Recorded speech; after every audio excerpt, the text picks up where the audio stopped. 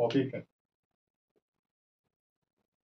तो ये वाला जो वीडियो रहेगा ओनली इंट्रोडक्शन का। मध्यकाल क्या था, मध्यकाल का प्रारंभ कब से कब हुआ, मध्यकाल की क्या विशेषता थी, इन्हीं पे ओनली फोकस करेंगे। तो सबसे पहले मध्यकाल है क्या, बोलेंगे 8वीं शताब्दी से लेके 18वीं शताब्दी तक का इतिहास।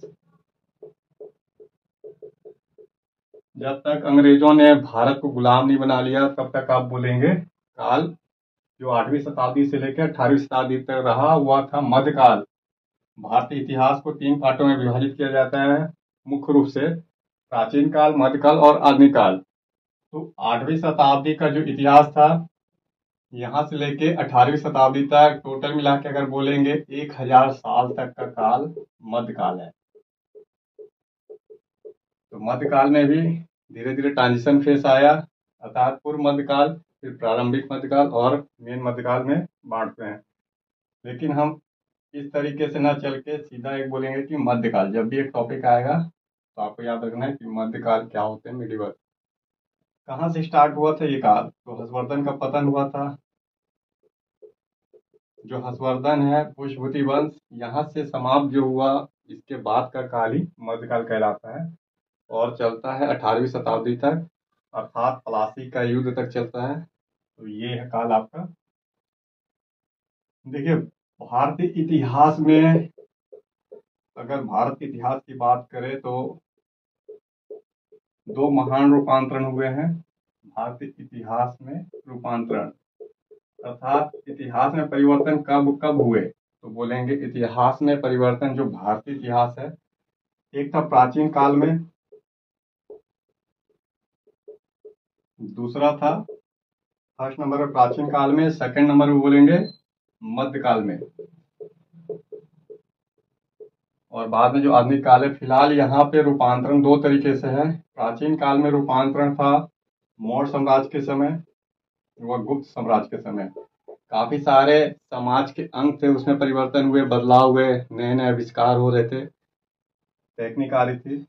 मौर्य काल और गुप्त काल प्राचीन भारत के इतिहास में थे। मध्यकाल में काफी सारे वंशों का जन्म हुआ।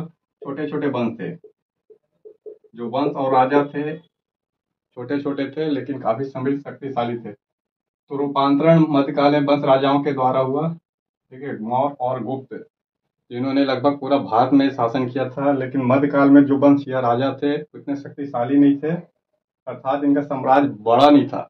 लेकिन अगर ओवरऑल देखें उत्पादन, प्रोडक्शन में और अन्य तरीके की समृद्धि में, तो ये काफी शक्तिशाली थे। तो रूपांतरण मौर्य काल, गुप्त काल के बाद मध्यकाल में भी रूपांतरण हुआ वंश और राजाओं के द्वारा। यही मध्यकाल है जब मुस्लिम अटैक भी हुए थे भारत में, मुस्लिम आक्रमण। तो अफगानिस्तान हो, सेंट्रल एशिया हो या अरब, लगातार अटैक हुए भारत में। मध्यकाल से स्टार्ट हुआ था 8वीं शताब्दी में। इसलिए एक और भी कारण है मध्यकाल स्टार्ट होने का कि 8वीं शताब्दी से हर्षवर्धन की समाप्ति के बाद उत्तर भारत में अटैक हो रहे थे भारतीय साम्राज्य पे मुस्लिम आक्रमणकारियों के द्वारा, अरब, मुख्य रूप से अरब के द्वारा। रिजल्ट ये है, जब से अटैक हो रहा था तब से काल मध्यकाल स्टार्ट हुआ। ये खाका है मध्यकाल का बैकग्राउंड थोड़ा सा।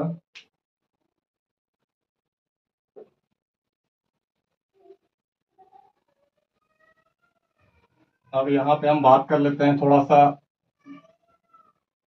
इस चीज में। तो प्राचीन काल मध्यकाल में थोड़ा अंतर करते हैं कि प्राचीन काल और मध्यकाल में किस तरीके के राजवंश थे। प्राचीन काल के राजवंश,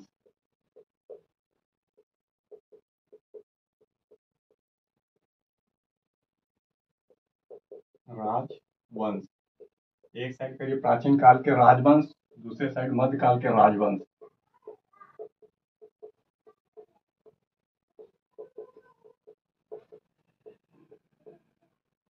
देखिए, प्राचीन कालीन राजवंश मध्यकालीन राजवंश में अंतर करते चलेंगे। कहाँ कहाँ पे अंतर करना है, पहले बोलना है जो प्राचीन काल के राजवंश से इनकी अवधि क्या थी, कम थी, अर्थात ये शॉर्ट टर्म के लिए चलते थे। इनका राजवंश लघु अवधि के लिए था, तो बोलेंगे लघु अवधि तक शासन इन्होंने किया, शॉर्ट पीरियड के लिए। जैसे मौर्य साम्राज्य कितने वर्ष तक शासन किया था, एग्जाम्पल में देंगे मौर्य। मौर्य वंश का शासन था ओनली 137 वर्ष तक। लेकिन जैसे ही मध्यकाल में एंट्री करते हैं तो यहाँ जो भी राजवंश है, छोटे छोटे राजवंश है, लेकिन इनका राजवंश जो है वो 300 वर्षों से अधिक तक का शासन करता है। पहला अंतर कि लघु अवधि के लिए जो भी वंश है प्राचीन काल में, जैसे मौर्य, गुप्त, शॉर्ट टर्म के लिए बने, और उस साइड मध्यकाल में जो भी राजवंश बन रहे हैं वो लंबे समय तक के लिए बन रहे हैं। सेकंड क्या करना है आपको, तो बताना है कि इनका साम्राज्य विस्तृत था, इनका साम्राज्य बहुत बड़ा था, और इनका साम्राज्य क्या था, छोटा था, साम्राज्य छोटा था। मौर्यों ने लगभग समस्त भारतीय उपमहाद्वीप पे शासन किया था, लेकिन मध्यकाल के राजवंश जो थे छोटे छोटे थे, नदी घाटियों के पास एक पार्टिकुलर स्थान पे ही शासन करते थे। तो पूरा भारत ना होके, ना ही पूरा उत्तर भारत दक्षिण भारत पे शासन करते थे, एक विशेष क्षेत्र पे ही शासन करते थे। थर्ड नंबर पे बोलना है, जो राजवंश था प्राचीन काल का, इनकी समृद्धि कम थी, समृद्धि, उत्पादकता, ये क्या था, कम था, अर्थात आर्थिक रूप से इनके पास कम संसाधन थे प्राचीन काल के राजवंश के पास। लेकिन जैसे ही मध्यकाल में आते हैं इनके पास आर्थिक संसाधन बढ़ जाता है, आर्थिक संसाधन और अन्य संसाधन बढ़ जाते हैं, जिसके कारण ये अधिक समृद्ध थे। इनकी समृद्धि, प्रोडक्टिविटी दोनों क्या थे, अधिक है। देखिए यहाँ पे प्रोडक्टिविटी कम है क्योंकि आर्थिक संसाधन इनके पास कम थे, इकोनॉमिक्स का ज्यादा डाइवर्सिफिकेशन भी नहीं था। लेकिन जैसे ही मध्यकाल में आते हैं इकोनॉमिक्स का डाइवर्सिफिकेशन हो जाता है, आर्थिक संसाधन अधिक होते हैं, नए नए क्षेत्र में लोग बसते हैं, एग्रीकल्चर का प्रोडक्शन बढ़ता है, इसके कारण से समृद्धि बढ़ता है।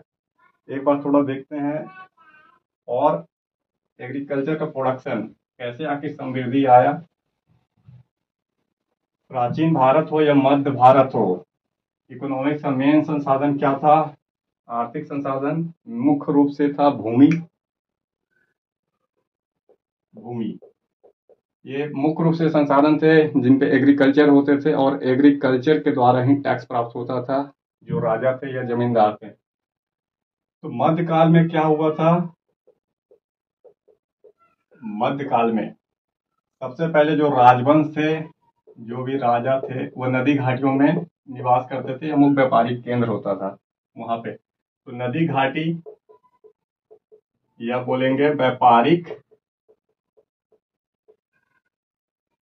जो व्यापारिक क्या बोलेंगे है, रास्ता, ट्रेडमार्क,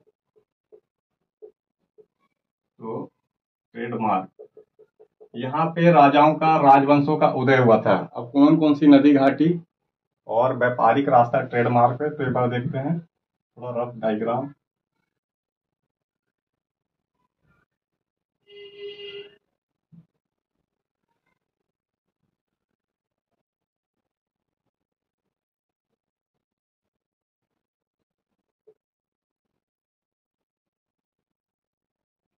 देखिए नदियों पे, तो ये वाला बेल्ट है एक, ऐसे जाएंगे। अन्य नदियों में आपको डालना है गोदावरी नदी, इस साइड करिए कृष्णा, कावेरी, तुंगभद्रा, तुंगभद्रा, ये हो गया कावेरी, फिर बेगई, महानदी, नर्मदा, ताप्ती। ये सारी नदियों की घाटी, ब्राह्मणी कृष्णी भी अलग से है। तो जो नदी घाटी है, जितने भी आपको प्रायद्वीप भारत में या उत्तर भारत में नदी दिखाई दे रही है, नदी की घाटी होती है, इन्हीं नदी घाटी में अलग अलग राजवंश थे। तो जितनी नदी घाटी है उतनी राजवंश हो जा रहे हैं। गोदावरी नदी घाटी में, महानदी की घाटी में, कृष्णा नदी की घाटी, कावेरी, बेगई नदी, तुंगभद्रा नदी, कहाँ, कर्नाटक में तुंगभद्रा, तो नर्मदा नदी, ताप्ती नदी की घाटी में राजवंश का उदय हुआ। उत्तर भारत में भी हिमालय के साथ, और बोलेंगे राजपूताना, राजस्थान जो बोला जाता है, अर्थात मध्य भारत और राजपूताना वाले क्षेत्र में राजवंशों का जन्म हुआ। अन्य जो इनकी देन थी समृद्धि में, कैसे देन थी, तो नदी घाटी तो थी ही थी, जो एग्रीकल्चर प्रोडक्शन बढ़ाने का काम करता था, एग्रीकल्चर होते थे, समृद्ध भूमि है। इसके अलावा मध्यकाल में सामंत थे। ये सामंत का उदय तो गुप्त काल के बाद से स्टार्ट हुआ था, लेकिन गुप्त काल जो था उसके पतन का प्रमुख कारण था सामंत। सामंत अर्थात जमींदार धीरे धीरे पावरफुल होते गए, जो स्थानीय शक्ति संसाधन पे कब्जा करने लगे और अपने जो राजा थे उसकी आज्ञा का अवहेलना करने लगे, और अंत में ऐसा हुआ कि सामंत राजा के ऊपर हावी हो गए और राज परिवार को समाप्त करके स्वयं पे काबिज हो जाते थे, या यही सामंत बाद में राजा बन जाते थे। हमेशा व्यक्ति शक्ति प्राप्त करता है, जैसे शक्ति प्राप्त करता है जो शक्तिहीन आदमी रहता है उस पर वह कब्जा कर लेता है। तो सत्ता का बदलाव हमेशा शक्ति के द्वारा ही होता है इतिहास में। तो सामंतों ने भी राजा को रिप्लेस किया, स्वयं राजा बन गए। बाद में जो राजा बने सामंत, उसके नीचे बहुत सारे सामंत आ गए। तो इसका भी थोड़ा देख लेंगे। फिलहाल राजा और सामंत इन दोनों ने समृद्धि, जो आर्थिक समृद्धि था, उसको कैसे बढ़ावा दिया। तो आर्थिक समृद्धि के लिए दोनों के बीच एक मजबूत संबंध था। एक साइड राजा था, दूसरे साइड सामंत थे। सामंत का दूसरा नाम क्या बोलेंगे, जमींदार। तो जमींदार, इन दोनों ने एग्रीकल्चर में इन्वेस्टमेंट किया। पहले इस चीज को समझिए कि दोनों इन्वेस्टमेंट कर रहे थे। नए नए क्षेत्र थे, नए क्षेत्रों, पूरा भारत क्या था उस समय, इतनी जनसंख्या थी नहीं। मध्यकाल में जैसे स्टार्ट होता है मध्यकाल, तो आज भारत की जनसंख्या तो 1.42 बिलियन है, लेकिन उस समय इतनी जनसंख्या थी नहीं। तो बहुत सारा भारत का क्षेत्र जो था खाली था, वीरान जगह थे, लोग वास नहीं करते थे, बंजर भूमि थी। तो वीरान खाली जगह में क्या किया गया, नए नए गांव बसाए गए, बस्ती बसाई गई, कृषि की गई। इसके लिए इन्वेस्टमेंट चाहिए था, टेक्निक चाहिए था। राजा सामंत दोनों उपलब्ध करा रहे थे। तो बोलना है कि नए नए क्षेत्र में गांव बसे, शहरों को बसाया गया, मंदिरों का निर्माण हुआ, मठों का निर्माण किया गया। और कृषि के लिए क्या किया गया, तो कृषि के लिए कुआं खोदे गए। कुओं का निर्माण, कुआं देखे होंगे, एक जल विकास का तरीका है जो अंडरग्राउंड से निकाला जाता है। कुआं, तालाब, बांधों का निर्माण किया गया, नदी पे नहरें निकाली गई, नालियों का निर्माण किया गया। तो जो खाली पड़ी भूमि थी, उन सब भूमि पे इन्होंने एग्रीकल्चर करवाया। किससे करवाया, लोगों से कराया। नए नए लोगों को बसाए। धीरे धीरे वहां पे इन्होंने शक्ति संसाधन को अर्जित करने लगा था, श्रम भूमि पे इनका कंट्रोल होने लगा और अधिक मजबूत होने लगे। तो राजा सामंत का गठजोड़ ओवरऑल इकोनॉमिक डेवलपमेंट में बहुत महत्वपूर्ण भूमिका निभाता था मध्यकाल में। और यही बात करते हैं प्राचीन काल में, मगध मौर्य में तो हमें ये दिखाई नहीं देता है, सामंत या जमींदार कुछ विशेष नहीं दिखाई देते हैं, ओनली नाम भर के लिए थे, भी तो नाम भर के लिए थे। लेकिन मध्यकाल आते आते ये सबसे प्रमुख रूप से उभरे समाज में। रिजल्ट ये है कि उत्पादन बढ़ा। इसको एक एरो से समझिए, और इसको तो आप नोट करिए, और उत्पादन वाला देखिए कैसे हुआ।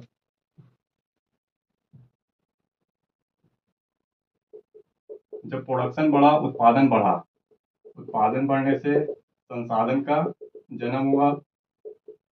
संसाधन जन्म लेती है, जब संसाधन जन्म लेती है तो आर्थिक समृद्धि आती है। आर्थिक समृद्धि, जब आर्थिक समृद्धि आती है तो इस आर्थिक समृद्धि पे क्या रहता है, तो जो सामाजिक ताकत है इनका कंट्रोल हो जाता है। अर्थात राजा या जमींदार ये सामाजिक शक्ति हैं, सामाजिक शक्तियों के नियंत्रण में आते हैं। सामाजिक शक्तियों के नियंत्रण में क्या हुआ, प्रोडक्शन बढ़ा एग्रीकल्चर में। एग्रीकल्चर का प्रोडक्शन बढ़ने का क्या कारण था, तो एग्रीकल्चर का प्रोडक्शन बढ़ने का कारण था इन्वेस्टमेंट कृषि क्षेत्र में। बीज हो, उर्वरक हो, कुएं हो, तालाब, नहर, बांधों का निर्माण कराया गया। किसके द्वारा, राजा जमींदार दोनों के द्वारा कराया गया। संसाधन बढ़ा, संसाधन बढ़ने से आर्थिक समृद्धि आई। आर्थिक समृद्धि पे सामाजिक शक्तियों का नियंत्रण, फिर से इन्वेस्टमेंट। इस साइड में सामंत में किस तरीके के थे, क्लासिफिकेशन में करेंगे, नीचे से स्टार्ट करिए। छोटे सामंत, इसके ऊपर बड़ा सामंत। आज भी कंसेप्ट चलता है सामंत मेंटेलिटी का, था जमींदार वाली मेंटेलिटी, जो रियल में है नहीं। आज तो डेमोक्रेसी है, लेकिन उस समय ही सामंत ही कानून सामंत थे, न्यायपालिका भी सामंत थे, हर तरीके का संसाधन पे सामंत का ही अधिकार था, और सामंत राजा के अंडर में हुआ करता था। तो छोटे सामंत, बड़ा सामंत, इसके ऊपर राजा, राजा जो स्वयं महाराज अधिराज, ऐसे नाम उपाधि धारण करते थे। तो एक दूसरे से जुड़े हुए हैं। राजा क्या करता था, राजा सामंत को आदेश देता था, आप टैक्स दे। क्या क्या है, चैन श्रृंखला में पढ़ेंगे, मध्यकाल बहुत अच्छे से समझ में आएगा। स्टार्ट का कि कैसे हुआ। राजा सामंत को आदेश दे रहा है, सामंत आप टैक्स दीजिए अपने क्षेत्र से। जमींदार कहाँ का, सामंत कहाँ का, एक विशेष क्षेत्र का। तो उस क्षेत्र से आप टैक्स का कलेक्शन करिए, आप टैक्स अधिकारी भी हैं। हर तरीके का जो भी कानून हो, नियम हो, प्रक्रिया हो, सामंत को ही बोला जाता था। तो राजा ने आदेश दिया सामंत को, आप टैक्स दीजिए, साथ में सैनिक सेवा भी दीजिए, सैन्य सेवा। अगर जरूरत पड़े राजा को, राजा लड़ाई करने जा रहा है, सैनिक की जरूरत है, तो सामंत ही सैन्य व्यवस्था दे, सैनिक सेवा दे। तो टैक्स तो दीजिए, दूसरा सैन्य सेवा भी दीजिए, और तीसरा समय समय पर उपहार दीजिए, समय समय पर उपहार गिफ्ट दीजिए। बदले में सामंत, राजा को सामंत ये सब उपलब्ध करा रहे हैं, बदले में राजा क्या करे, राजा को भी कुछ काम करना होगा। हमेशा इनपुट तो नहीं ले सकता, आउटपुट भी देना होगा। तो राजा सामंत को दे रहा है, एरो का तीर देखिएगा, एरो, ये सामंत राजा को उपलब्ध करा रहा था। तो बदले में जो सामंत है, इसको राजा क्या दे रहा था, समय समय पे सम्मान, उपाधि, और उसके विशेष अधिकार में और वृद्धि। विशेष अधिकार, स्पेशल राइट्स हैं, मतलब सामंत जो भी कर ले, राजा उसको इग्नोर करता था। तो इतना राजा को भी देना पड़ता था। और सामंत कभी कभी क्या थे, दो राजा के अंडर में थे। एक राजा इस साइड से जो सम्मान, उपाधि, विशेष अधिकार दे रहा है, एक अन्य राजा भी है। एक ही सामंत काफी सारे राजा के अंडर में था, ऐसा नहीं था कि जो सामंत है उसी पार्टिकुलर राजा के अंडर में हो। तो सामंत को दूसरा राजा भी सम्मान, उपाधि, विशेष अधिकार दे रहा है, बदले में सामंत भी ये दूसरे राजा को टैक्स, सैनिक सेवा और समय समय पर उपहार दे रहा है। इस तरीके से राजा सामंत का गठजोड़ इकोनॉमिक डेवलपमेंट के लिए, क्षेत्र में शांति व्यवस्था, कानून व्यवस्था के लिए बहुत ही जरूरत पड़ा। अब एक बार हम देख लेते हैं राजा क्या काम करता था, या सामंत इन्होंने कैसे आखिर अपने साम्राज्य का विस्तार किया, क्या क्या काम करते थे, कार्य। राजा व सामंत के कार्य, टॉपिक में डाल लीजिए, राजा और सामंत के कार्य।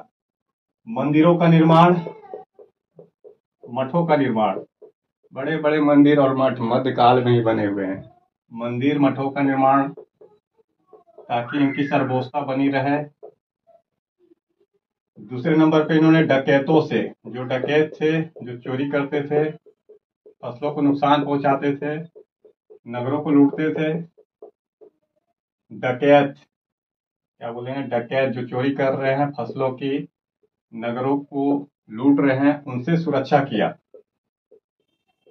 राजा सामंतों ने। थर्ड नंबर पे जो पड़ोसी के राजा हों, वो जो अटैक करते थे, तो सुरक्षा, अर्थात लोगों की सुरक्षा, समाज की सुरक्षा।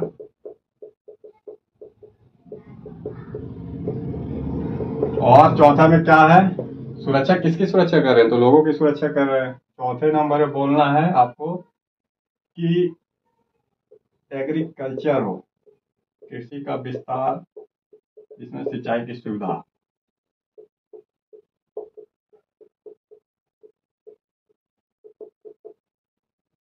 तो कृषि का विस्तार कराने में इन्होंने महत्वपूर्ण भूमिका निभाई। ये काम था। रिजल्ट था एक क्षेत्र है, मान लेता हूँ गोदावरी नदी का क्षेत्र है, गोदावरी नदी का डेल्टा। गोदावरी नदी गिरती कहाँ पे है? तो गोदावरी नदी गिरती है हिंद महासागर में, सॉरी बंगाल की खाड़ी में गिरती है, जो हिंद महासागर का भाग है। अगर गोदावरी नदी का डेल्टा देखेंगे, गोदावरी नदी, तो इस नदी का जो डेल्टा है, यहाँ पे राजा है, राजा के साथ काफी सारे सामंत थे, छोटे और बड़े सामंत थे। इस तरीके से ये पूरा पार्टिकुलर जो इलाका है वह साम्राज्य के अंडर में है, एक मजबूत रूप में है, क्योंकि इनके बीच का अंतःक्रिया, किसके किसके बीच का अंतःक्रिया? राजा व सामंत के बीच का अंतःक्रिया, बोलेंगे आपसी संबंध। अंतःक्रिया मतलब आपसी संबंध बहुत ही मजबूत थे, स्ट्रॉन्ग थे। इसी मजबूती के कारण जो राजवंश था वह एक लंबे समय तक चला। मध्यकाल में जो आप देखें, मध्यकाल प्राचीन काल से अलग कैसे है? तो एक राजवंश के आधार पे भी है कि लंबा समय तक इन्होंने शासन किया किसी पार्टिकुलर क्षेत्र में। तो कारण यही था, वफादारी समझिए एक तरीके से। यहाँ पे एक चीज जरूर था, जैसे ही राजा कमजोर होता था तो सामंत फिर उसका जगह ले लेता था।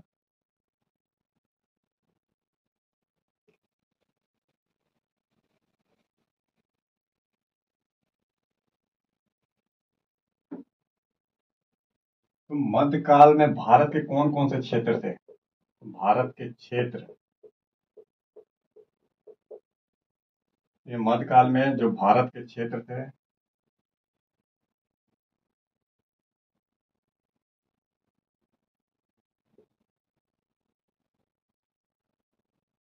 जो भी रफ डायग्राम बनाइएगा ऐसे। तो एक तो उत्तरी भारत बोला जाता है, ऊपर से लेंगे। दक्षिण भारत कहाँ से लेते हैं? गोदावरी नदी एक सीमा है, तो बोलना है दक्षिण भारत। ये हो गया पूरा दक्कन का पठार,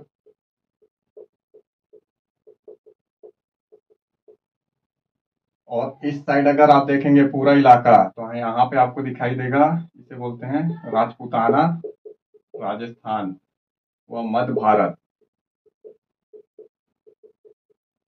मध्य भारत में काफी सारे राजवंशों का जन्म हुआ था, अर्थात बोलेंगे दक्कन में काफी सारे राजवंश थे। गोदावरी नदी के नीचे दक्षिण भारत में भी काफी सारे राजवंश थे। दक्षिण भारत का एक हिस्सा है दक्कन का पठार, लेकिन दक्कन का पठार कहाँ पे? महाराष्ट्र में, कर्नाटक में, तेलंगाना और गुजरात का भी पोर्शन आता है, मध्य प्रदेश में। मुख्य रूप से जो दक्षिण है वो दक्कन के पठार के नीचे ही मुख्य रूप से बोला जाता है। वो तमिल पृष्ठभूमि का प्रदेश है, अर्थात तमिल वाला क्षेत्र, जिसमें केरल, दक्षिण आंध्र प्रदेश, ये वाला जो इलाका है, दक्षिण आंध्र प्रदेश मिलेगा, तमिलनाडु और केरल, इसको बोला जाता है तमिल प्रदेश। तमिल प्रदेश, तो तमिल प्रदेश बोलूं, दक्षिण भारत बोलूं, दक्कन का पठार, राजपूताना, मध्य भारत में काफी सारे राजवंश है, छोटे छोटे राजवंश हैं। इन्हीं राजवंशों को पढ़ना है, लेकिन सब संभव नहीं है कि आप 100 से अधिक राजवंशों को पढ़े। मुख्य रूप से जो राजवंश पढ़ना है उसका मैं वीडियो धीरे धीरे बना के आपको दूंगा। फिलहाल आपको याद कर लीजिए कि राष्ट्रकूट पढ़ना है, पाल, प्रतिहार, ये तो पढ़ना ही है आपको। राष्ट्रकूट, पाल, प्रतिहार। दक्षिण में आपको चोल पढ़ना है, और फिर मुस्लिम आक्रमणकारी के बारे में पढ़ना है। मुस्लिम आक्रमणकारी,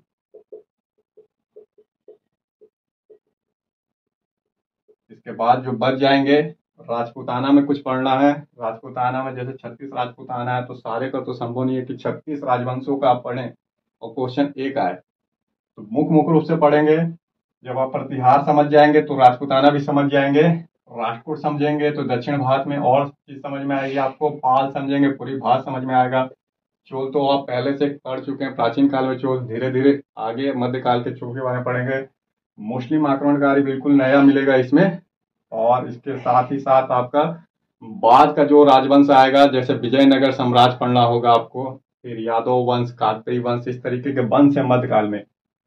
बस एक यही है इंट्रोडक्शन ओनली कि मध्यकाल क्या है, किस तरीके से रूपांतरण हुआ। प्राचीन काल, मध्यकाल अलग कैसे थे, सामंत क्या था, तो राजा सामंत का गठबंधन, नेक्स्ट वीडियो में फिर से आपको नया मिलेगा मध्यकाल में। बने रहिए, तब तक के लिए टुडू आईएएस में चैनल लाइक करिए, सब्सक्राइब करिए।